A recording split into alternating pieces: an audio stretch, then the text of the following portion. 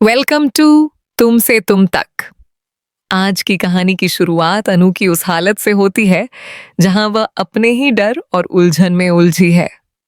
वह बहुत देर से अकेली चल रही है, लेकिन उसके कदमों में वह भरोसा नहीं है जो पहले होता था। उसे लगता है जैसे दुनिया उसके खिलाफ हो गई हो और हर तरफ बस वही खामोशी फैली हो जिसमें उसके डर की आवाज गूंज रही हो। अनु अपने आप से बार बार कहती है कि उसे बस घर पहुंचना है, उसे बस अपने आप को संभाल कर रखना है। पर हर गुजरते पल के साथ उसके मन में एक नई बेचैनी जन्म लेती रहती है। उसके दिल में यह सवाल घूमता रहता है कि आखिर सच में किस पर भरोसा किया जाए, कौन उसका अपना है और कौन उसे तकलीफ पहुंचाने के लिए तैयार बैठा है। अनु का मन बहुत भारी है, क्योंकि वह जानती है कि मीरा उस पर नजर रखे हुए है और किसी भी समय उसके लिए कोई नई मुसीबत खड़ी कर सकती है। उसके कदमों की रफ्तार बढ़ती जाती है, लेकिन उसके आसपास की हवा भी जैसे बदलती जाती है। उसे लगता है कि कोई उसका पीछा कर रहा है, कोई जो उसे पकड़ने या रोकने की कोशिश करेगा। वह खुद को समझाती है कि यह सिर्फ उसका वहम है, लेकिन दूर से आती हल्की सी आवाजें उसे बार बार याद दिलाती हैं कि उसके आसपास सब ठीक नहीं है।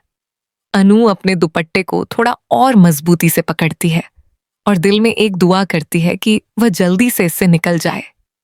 लेकिन जैसे जैसे वह आगे बढ़ती है, उसके डर का साया और बड़ा होता जाता है।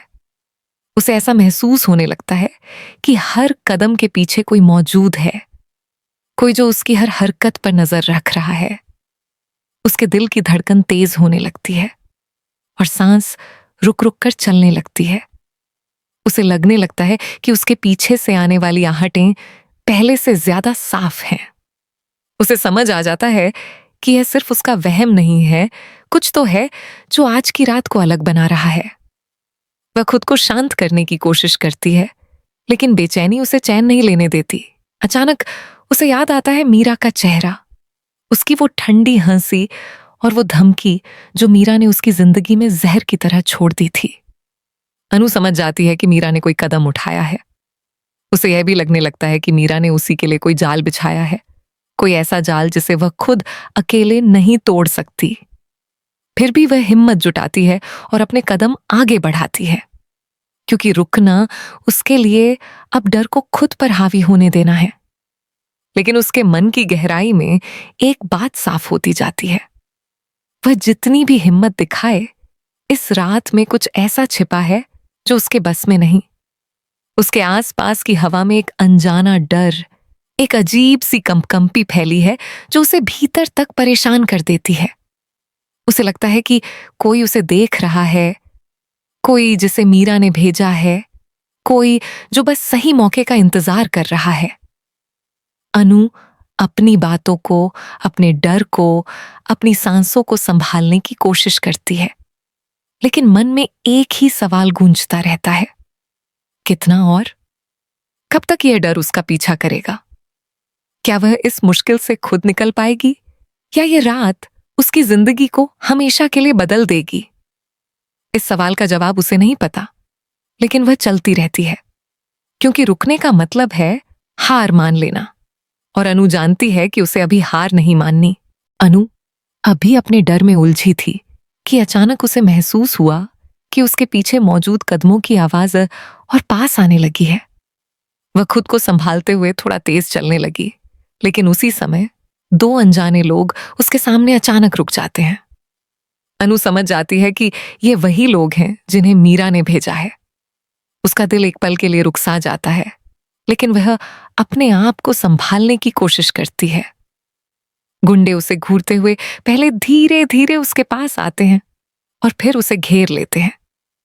उनके चेहरे पर एक ऐसी हंसी है जो अनु के डर को और बढ़ा देती है। उनमें से एक उसे पकड़ने की कोशिश करता है, पर अनु अपना हाथ छुड़ाकर एक कदम पीछे हट जाती है।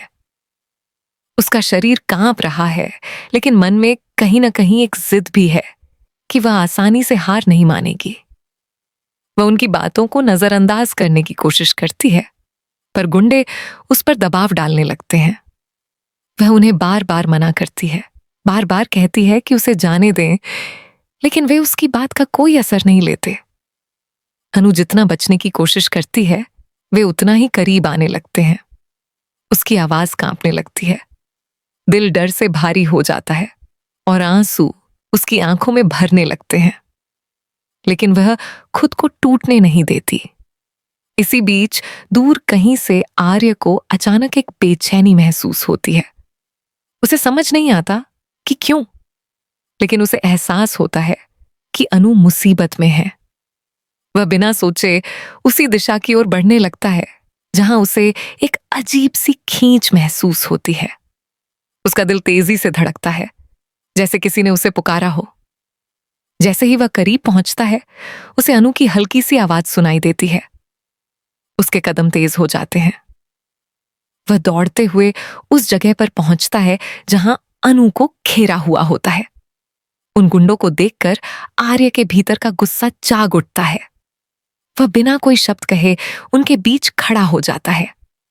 उसके चेहरे पर एक ऐसी सख्ती होती है जो किसी को भी डराने के लिए काफी हो।